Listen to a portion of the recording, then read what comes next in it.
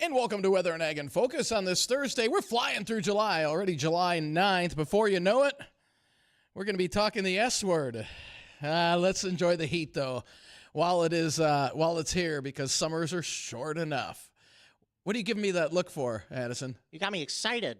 About snow? Yes. No. Yes. No. Enjoy the warm weather. In fact, we have some dangerous heat heading our way. In fact, excessive heat watches are now in effect for the weekend from Jamestown westward. Will that be expanded into the valley? More than likely, yeah, by Sunday. I think Saturday will be tolerable, but Sunday and into early next week, that's when things get really, really hot around here, Bridgette. And our longest, what's our longest heat stretch so far this year? Do you know, Bridgette? We probably have only had maybe 1 or 2 days in June that were really that warm. Otherwise, it hasn't been much. And it was the end of May. We had 90-degree days at the end of May, which that was our longest stretch. I knew it was early on. Right now, I think folks aren't. We're going to worry about the heat. Really like to not have hail. I'm in Bismarck today. This is the Association of North Dakota Agribusinesses golf tournament. I am not golfing, but I made sure to wave at all of them at the course when I dropped off some golfers.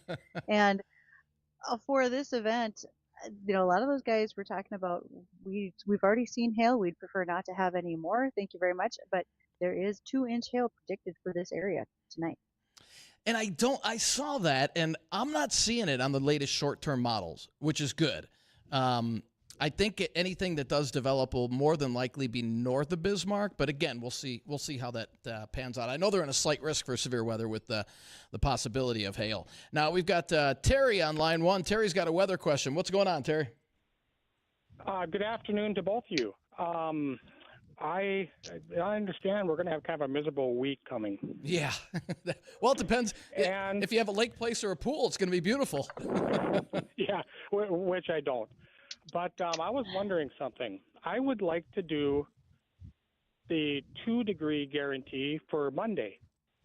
Oh, okay. Well, I like your thinking. Let me think about it, and be listening tomorrow morning on Bonnie and Friends, and I'll leave it up to Bonnie. How about that? If Bonnie gives it the okay, then we'll go ahead and do it for Monday. Why Monday? Yeah, Why Monday? Just curious. Because I just know what the temperature is going to be. Okay, what do you think it's going to be? Okay, all right, let's hear it. What do you think it's going to be, Terry? 101. 101. All right, you know what? Tell you what. All right, tune in tomorrow, and I will. We'll make a make a friendly little wager on there. Let's see. So you're going 101, 101 for Monday. Yep. Okay. Yep. All right, and whoever's closest will win. Let me ride that out and be listening to Bonnie and Friends tomorrow. Oh, I will be. All right. Thank you. Thanks, Terry. Okay. A little See, I like a little friendly wager on the weather. 101. I mean Terry's going to be pretty close. I would not be surprised at all to hit the triple digits on Monday. But until then, we do have some pretty nice weather out there right now.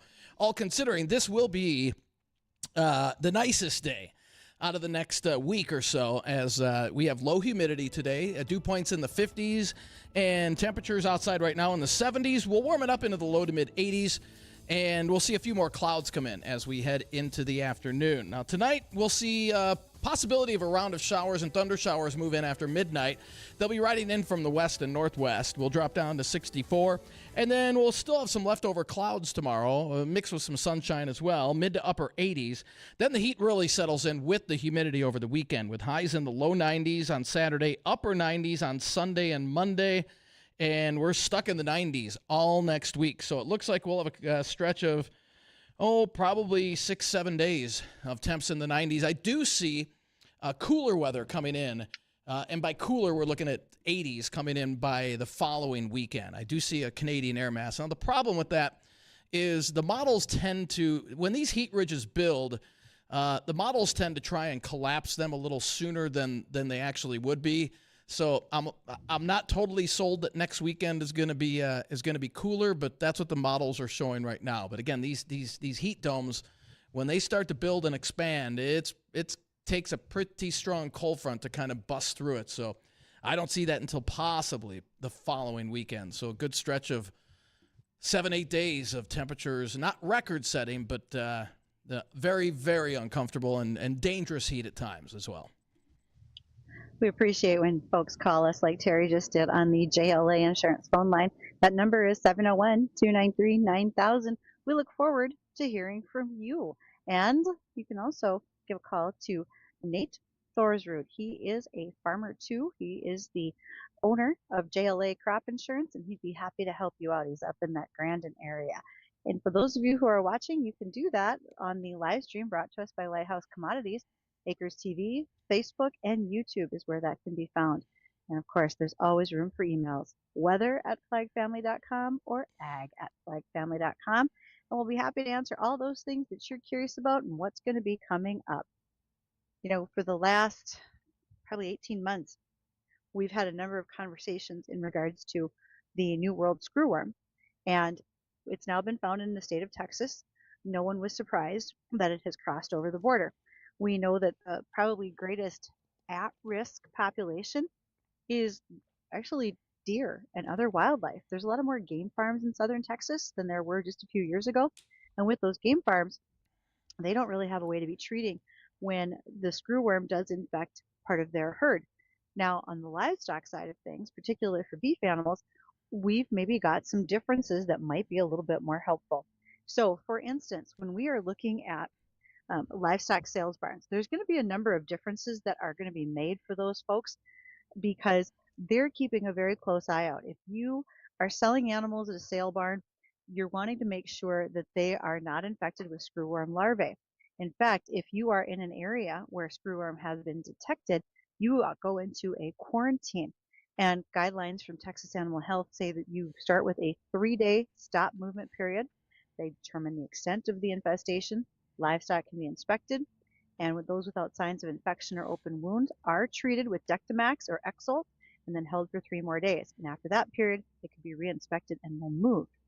Some livestock markets, such as Southwest Livestock Exchange, which is close to the Mexican border, they actually have dipping vats. I see this more commonly with sheep, but it can be done with cattle too. Literally, there's a ramp that goes down to a shallow pool. Cattle walk down that, swim through the little pool. They probably only have to swim 5 feet, and they go up a ramp on the other side, and they get treated. So that way, that treatment helps to prevent the larvae from wanting to burrow in or become a problem in that particular animal. But the dip tank is owned by the livestock market.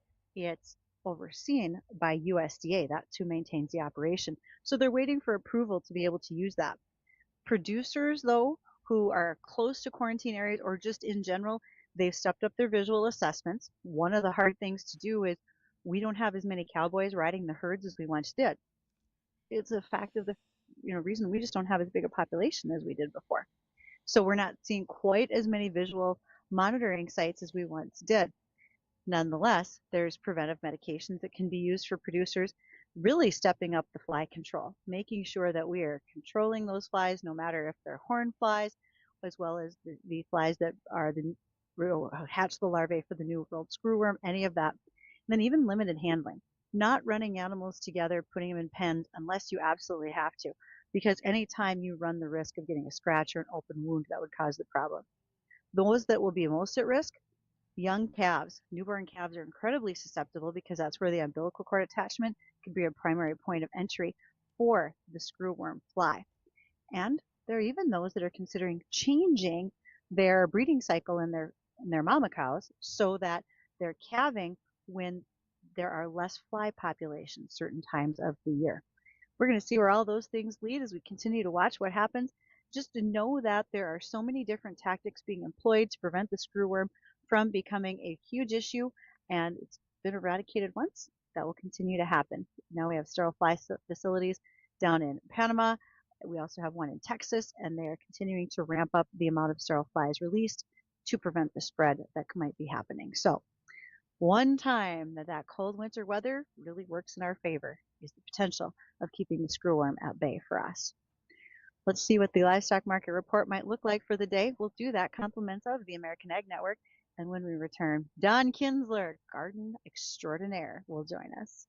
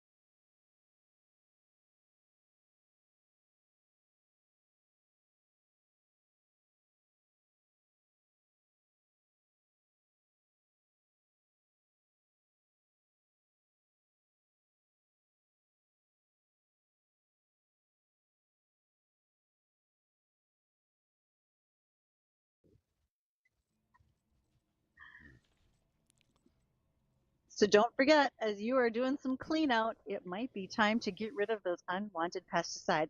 July is always Project Safe Send, brought to us by the North Dakota Department of Ag. If you got questions, I can just go on up to the Capitol here after the show and see if I can help out with that. Or you can reach out to the Department of Ag on their website as well as by phone. And today was the day that you could have been disposing of those unwanted pesticides here in Bismarck. Tomorrow will be Dickinson. And then we do it all again next week at North Dakota DOT sites from 8 a.m. to noon. Monday will be Williston, Tuesday Rugby, Wednesday Devils Lake, and Thursday will end in Larimore. So I did go ahead and post this sheet, which you can also see on our Facebook page. It's there. You can see it here on our live stream brought to us by Lighthouse Commodities. It's time to get rid of some of that stuff. Get it out of there. And don't bring paint. I'm just saying. Minnesota will be doing theirs with their Department of Ag at CHS Ag Services in Ulen on July 16th, and you can clean things out in that location as well. Well, speaking of cleaning things out, we're never going to get to clean out all of Don Kinsler's knowledge. It's just bottomless. The man is genius. He knows everything. Don, as always, thanks for coming in. I'm so glad that you feel comfortable and join us as often as you do. Thank you. Well, you're very kind. It's great to be here. Always great to be there. And I'm so happy. Today is a beautiful growing day. 2 evenings ago, South Fargo, in our own yard garden, we had 3/4 inch of rain. Mm-hmm. Our neighbor also measured that same amount. It was needed. We were dry, because we always set kind of a benchmark. If we would get an inch of rain every 7 to 10 days, our lawns would stay green and lush. Our vegetable gardens would be happy. Flower beds would be wonderful. So only if. Yes, if. But our lawn was starting to see the stress. It gets kind of that grayish green, before it turns to brown. Yeah. So we were in need. Well, the other thing that would stay happy would be all of our rain barrels. There are 4 at my house, and suckers are empty. I'm on rural water, so I'm having to pull water out of the garden hose because in great growing seasons, I would have enough rainfall. I just don't have quite that much this year. So, Don, I have a feeling you probably tout the benefits of using rain barrels as much as you can, too. Oh, definitely. I grew up at Lisbon, North Dakota. I was a city kid from Lisbon, but we lived right beside the Cheyenne River, and we pumped water out of the river for our gardens and flowers. My parents, who, of course, were teenagers in the Great Depression, would never think of using city water to water vegetables and flowers because, of course, that cost money, city water. And so we pumped out of the river. Now, you bring up an interesting point about rain barrels and things. And, of course, the rain barrels, as the rain comes off the roof, down the eaves, the gutters, and down into rain barrels, of course, it can flow through some not such nice things on the roof, bird droppings, etc. So it's usually recommended that be kept trees, shrubs, flowers. If one were to use that on a vegetable garden, it's usually recommended that the first, in a rainstorm, you first let everything flush out and not be collected in the rain barrel so that the worst of the stuff would go elsewhere. But, in the middle of a rainstorm, lightning storm, how many of us want to be out there diverting out of our rain barrels? But anyway, there was that caution on using rain barrels that where the water would have flowed off of a roof. And know what your barrel was. I know a lot of folks, including at my house, we've got one rain barrel that used to be a soap container from a car wash. That's pretty innocuous. But there are times I have walked past a neighbor's house and I've looked at their plastic cage tanks that they took from the farm. It's different if it's a fertilizer or a micronutrient. If it carried some herbicides, I would strongly recommend not using that as a rain barrel because some active ingredients will stay in the plastic and then you can't figure out why your tomatoes died, but I can tell you why. You bring up a really good point, Bridgette, because for spraying in our lawn, weeds, etc., and applying insecticides, I actually have 2 different pump sprayers. They're 2-gallon pump sprayers. I have one that I labeled for herbicides, weed control, and I have a total separate one that I have labeled for insecticides and fungicides, because I am concerned that if I didn't thoroughly wash out the weed killer one, and then if I put something in to control, Colorado potato beetle, I could be herbiciding my potatoes. And so out of a measure of extra safety, I have 2 separate little pump sprayers. Nice. For the reason that you mentioned, Bridgette. I do as well, and I think that's very important. I also would have a third for fungicide because a lot of times you can mix and match with fungicides and insecticides, but in those small quantities when you're putting things together and you're not using the right ratios because it's a small quantity, it's a glug of this and a splash of that, you can create some globules in there that can plug your sprayers. So it's just easier to keep those things all separate, like you said, Don. Let's not put the weed killer in the same place that we put the fungicide. And again, I think I can tell you why your tomatoes don't look so good. I have a good idea. Exactly. And, as long as we mentioned, too, we were talking about the rain barrels. There is no substitute for rainwater, is there? Last Yes. weekend it was kind of hot. We hadn't received much rain. Things were starting to stress a little bit. So I did some survival watering in our garden, watered the soil around the tomatoes. The cabbage plants were looking a little wilty. Even the corn was starting to look a little stressed. So I did some emergency watering on those. But there's no substitute for a general rain that gets that whole soil block. And also, we had a couple nights ago, we had some lightning with it. And so that kind of charges up that rainwater with some nitrogen. It does whatever it does to the little electrons and neutrons and everything. And so no wonder things look healthier after a good, solid rain. Right. And sorry, Bridgette, with the dry weather coming down, and we could touch a little bit more on, we're coming up on a break here in about another minute or so, with the hottest air of the season coming our way, and for an extended period of time. In fact, the National Weather Service just extended now the excessive heat watch into the valley and into western and northwestern Minnesota for Sunday into Monday. So what that means is we're going to be looking now at heat index readings probably up to about 110. That's getting dangerous. What can we do? How does that affect the plants? I mean, obviously, you're going to get heat stress. What can we do to minimize that? Well, exactly. So what about all the pots and planters of flowers and things like that? So going into the heat like this, and many of us, man, we enjoy our flowers. In fact, I think most of the flowers that are sold, the annual type flowers in greenhouses, I think most of them probably go into containers now than they do in-ground flower beds. So container gardening, flower gardening is huge. So before we get into this heat stretch, so in the mornings before a person leaves to work, it would be a good idea to water those. Make sure they're well hydrated. Make sure those plants are well hydrated before going into the heat of the day. Good reason for that is some of the plants, even like petunias, if they're allowed to wilt and you go to water them, they might come back, but they can oftentimes be stressed so that they don't fully recover.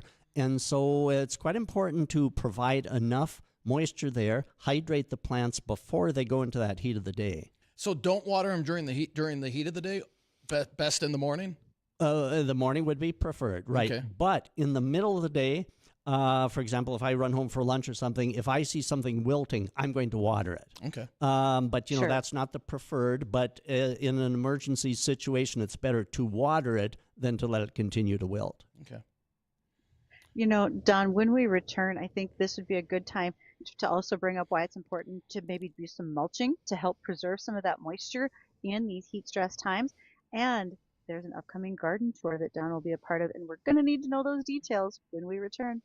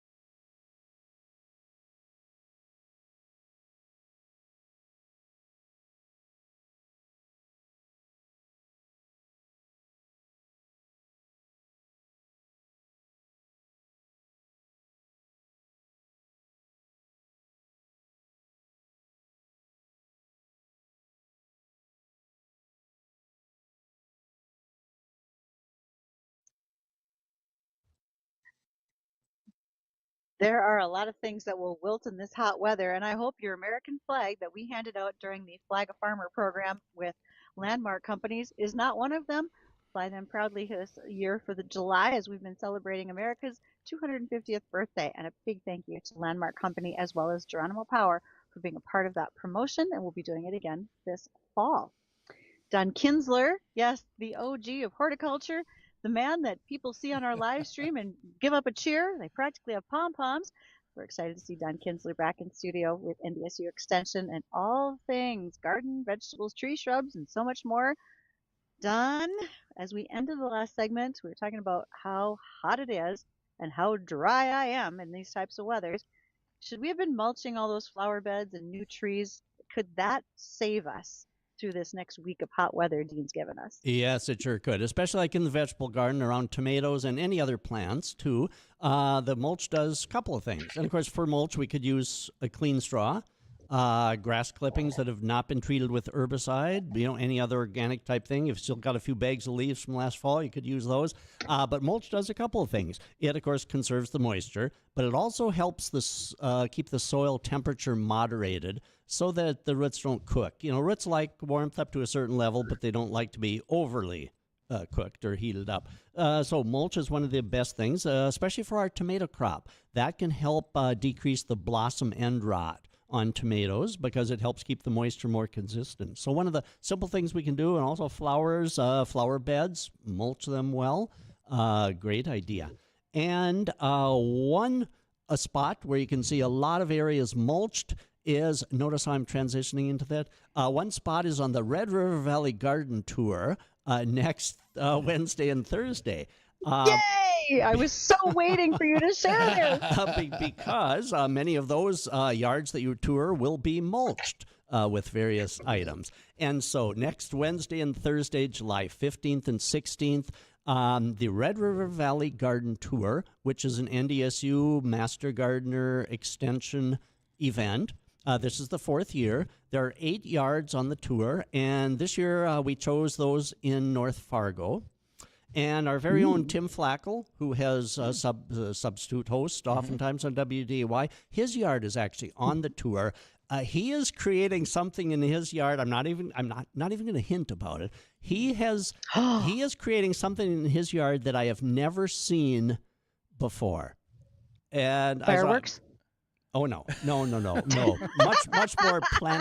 more plant friendly. But you gotta see his yard. So anyway, his is one of the 8 on the tour. Tickets are $17. So simply just search online Red River Valley Garden Tour. It'll take you the information. Tickets $17. Now you can do all 8 in one day on Wednesday, all day, or you could do them on Thursday, or split them up. And you simply, after you buy the ticket, you'll get an email saying where the first yard is, and then you'll get the map as to where to go. You tour kind of on your own. I mean, the master gardeners will be there to greet you at the front of each yard, and the homeowners are usually there. You just walk through at your leisure. You can spend as much time as you want at each. And the proceeds from the tickets, each year we select a nonprofit, kind of a gardening group. Last year, it was the Garden of Healing.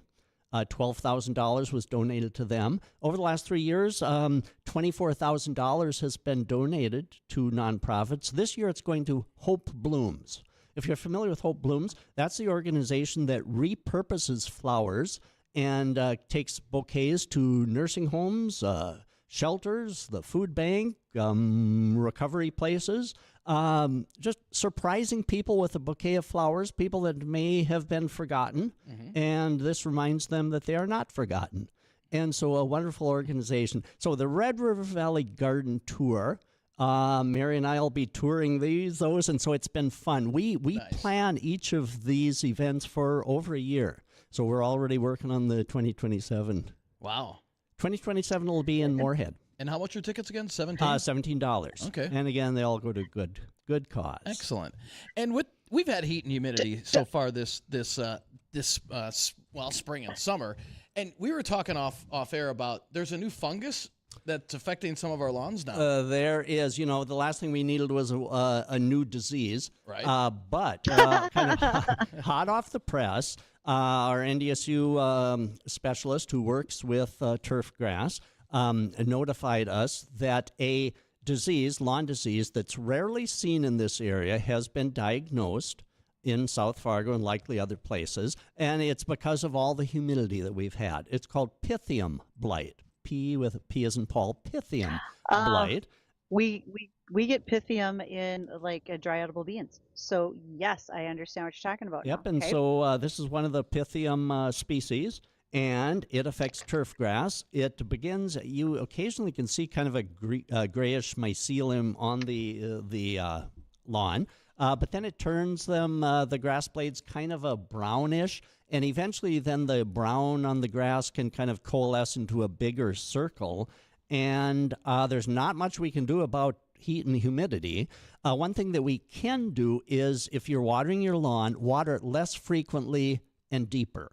You know, one inch a week in one application rather than frequent light sprinklings that keep it more more moist. One of the ways that this is spread the worst is if you're mowing the lawn when it's damp or wet. You know, so if you mow in the morning when it's still dewy, you can be carrying the spores throughout the lawn. For example, a lawn in South Fargo where this was diagnosed, the Pythium had gotten started on a little bit of a lower wet area, and then as the mower went through that wet area, it carried the spores, and within a week, the grass was dead where the wheels had picked up the spores and carried it on to the rest of the lawn. So it can be devastating. Fungicides are mostly preventative on lawns, so in other words, fungicides really aren't going to be that effective for us because you would have had to put it on before this humidity and all that. So let's hope we don't all have an outbreak of Pythium on our lawns because there's not a whole lot we can do about heat and humidity. But just wanted to make us aware of that. And so the key takeaway there is we should not be mowing our lawns when they're damp or dewy. Right. And first we had snow mold, now we have Pythium. Good Lord, we've got to stop this type of thing, you guys, really. Yeah, I barely we got work my hard. lilacs to recover, Don. Yes. They had so much, they needed fungicide from last year. You know, I have not gotten one report, knock on wood yet, about the Pseudocercospora on lilacs. Knock on wood, so far, I haven't gotten any reports of that, where the lilac leaves turn yellow and start defoliating. But oftentimes, last year, I think that started about this time and extended on. So knock on wood. Yeah. Yep, well, let's hope for the best. So, okay, Don, I want to ask if you have a flyer to go with that garden tour, would you please email that to me and I will post it on our Facebook page for our listeners. That would be thank great. you. Then you also had mentioned in an email you and I traded updates to the emerald ash borer situation across the state. Yes. Also breaking news, within about the last week or so, a third sighting, not sighting, but a official documentation of emerald ash borer was found in North Dakota. The first sighting was a few years ago in Lemoore County. And then earlier here this spring, found in Fargo. And now, a week or so ago, found in Prosper, North Dakota, which is west, north of Fargo. Harwood. Yeah, West of Harwood. West of Harwood. Is it maybe 15 miles from the center of Fargo, maybe? Yep, about that. Approximately. Yeah, so it was found in a shelter belt, and someone who was kind of investigating that shelter belt actually saw the emerald ash borer insect, which is kind of a greenish, kind of a pretty beetle. But they actually saw it coming out of one of the holes in the ash tree, and of course they investigated, and so it was confirmed that it was emerald ash borer. And I asked those that do this investigation, how long do you think it was there? You know, it was just recently infected. And they said it's been there a while. They guessed maybe even up to 10 years, which is kind of alarming. And so anyway, it causes wilting of tree branches and eventual death. Death can happen fairly quickly within a year or so. And so what do we do? Well, if you suspect any emerald ash borer and it only attacks ash, the North Dakota Department of Agriculture is the entity. So go on their website, North Dakota Department of Agriculture. There will be an emerald ash borer site on that. and they are the entity to contact if you suspect anything.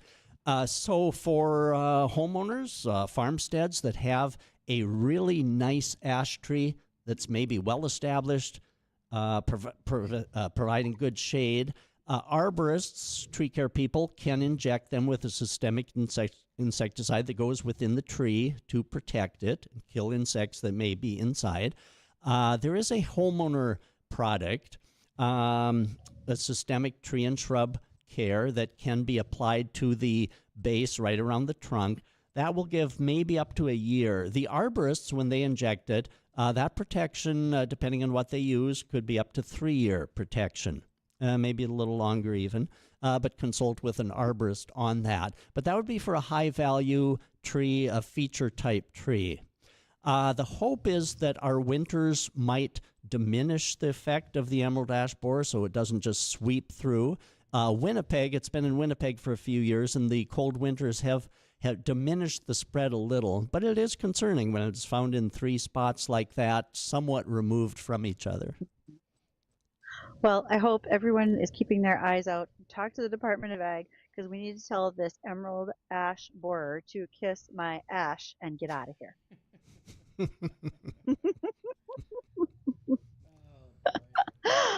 She's got all the one-liners, doesn't yes, she, Don? I don't know what to say. You got Don. okay. You got Don speechless. Yeah, I'm Congrats. speechless. Don, thank you so much for spending time today. We answered a ton of listener questions as well as late-breaking news. Thank you. Oh, it's always great to be here. Thanks, Don. Enjoy your hot weekend in the garden. I will. I'll be gardening, but I'll stay hydrated. Now, and are you going to be out at the fair?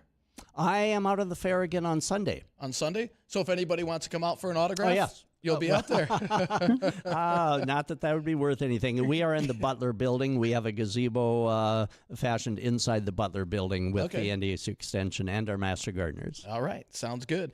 Well, when we come back, we'll have a recap on the hot weather that's coming our way and just how hot is it going to get. We'll have the answers coming up right after the break.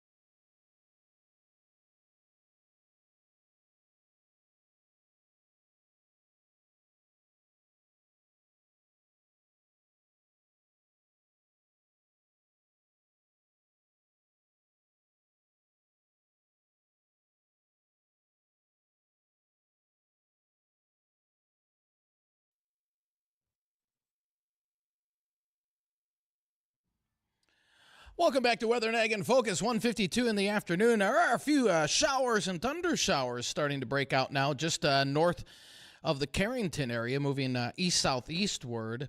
We'll see if they hold together. I don't think they will, but can't rule that out as they head towards the FM area.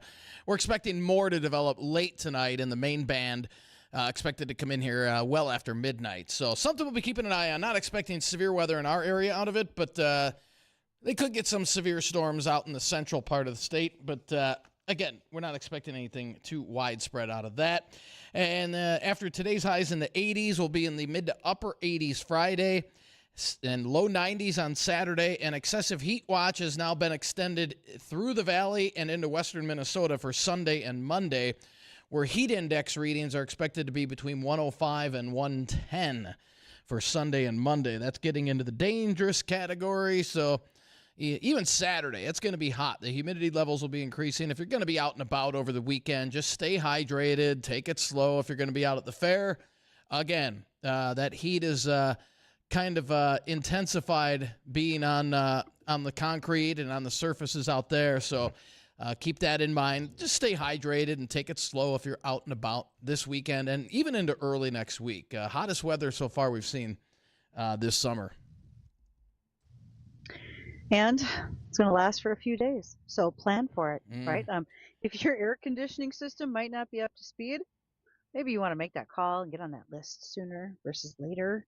Just giving a warning idea to folks out there. Maybe they need that. Right. Yeah. Yeah. It's that heat's going to be nothing to mess around with. Again, nothing record-setting, but I mean, we've only seen. Let's see, our normal 90-degree days during the summer, we normally see about 13. We've seen eight so far. So we'll probably go above the average just during the next week to 10 days. And then, I mean, we still have another month or so, month and a half of summer left. So we're going to be above average this year when it comes to 90-degree temps and just temperatures in general. You know, just past the 4th of July, and one of the things we talked about was how much was your cookout going to cost you? Well, as we get moving through the rest of summer, we head towards Labor Day. Let's think about what those food costs have been year on year. What's gone up? Because it wasn't just your 4th of July meal. You'll be having company over for the rest of the summer. It's easy to know that our protein certainly saw increases anywhere from 3.5% to 5.5%, and that was on ground beef, chicken, even pork chops. Cheese overall is up not quite 2% year on year. Our hamburger buns, those are up 7% over last year. What fell? Potatoes. Cheaper to get potato salad these days by about 18%, and the same even with potato chips, only by about 1%. So if you wanted fresh strawberries, those are up about 12%. Good news though, we are in the midst of a great growing season here in the state, and if you have strawberries, or maybe your neighbor does in your garden, don't be afraid to use some of those because they're a little more expensive at the grocery store these days. Also, if you are interested in grant writing, the National Children's Center for Ag and Ag Health and Safety is prioritizing rapid responses to new, complex, or unsolved problems, especially those that can reduce and prevent youth exposure to hazards on the farm, increasing their safety culture, or widely disseminating best practices and other information that could be used by families and employers. There are up to $45,000 grants available for research studies, $17,000 for non-research. You can be applying for these grants at the marshfieldresearch.org website. It has to have a one-page letter of intent, project goals, and so forth. If you've got questions, I have all the contact information for that grant writing where we could help you out. I know that there's a lot of folks in the region that work on health and safety on farms, as well as specifically affecting children. This could be an area where you could grab some quick funding and be able to use that for the projects you have in motion. The 2026 World Pork Expo was held in Des Moines not that long ago. It was early June. 10,000 producers and industry professionals from 33 countries were there. Pork is one of the most widely consumed meats around the world. Nearly 400 companies showed off on the floor space. The NPPC, that's the National Pork Producers Council, said they feel very strongly about good optimism in domestic and export markets for U.S. pork. If you're in the swine business, or you want to be, and you've never made the trip, you're going to want to spend a little bit of time next year going to the World Pork Expo, and I think it's always held in Des Moines, which would make sense. There's a whole lot of hogs in Iowa, but that's one idea to consider. And then also, the USDA has announced they want to consolidate more than 130 separate loan and grant systems for farmers, ranchers, and rural communities into one place. Because if you've ever tried to go through USDA's loan program information, you'd understand this is a disaster. So keep an eye out for that. USDA is really trying to simplify things in many ways, hopefully making it a little bit easier to figure out where some of this is housed, how you can apply, how you can get your repayments done, and how you can find that fine print detailed information. And lastly, the Century Farm and Ranch Recognition Program in South Dakota has applications open until August 1st. This is done by South Dakota Farm Bureau, Department of Ag and Natural Resources, and they want to recognize these farms at the South Dakota State Fair, reaching your 100, 125, and even your 150-year milestone of being a farmer ranch in business in the state of South Dakota. Again, if you have questions about how to get that contact information, email me, ag@flagfamily.com. I'll help you out. All right, well, that'll do it for today's edition of Weather and Ag in Focus. Don't go anywhere. The Jay Thomas Show, it's coming up next.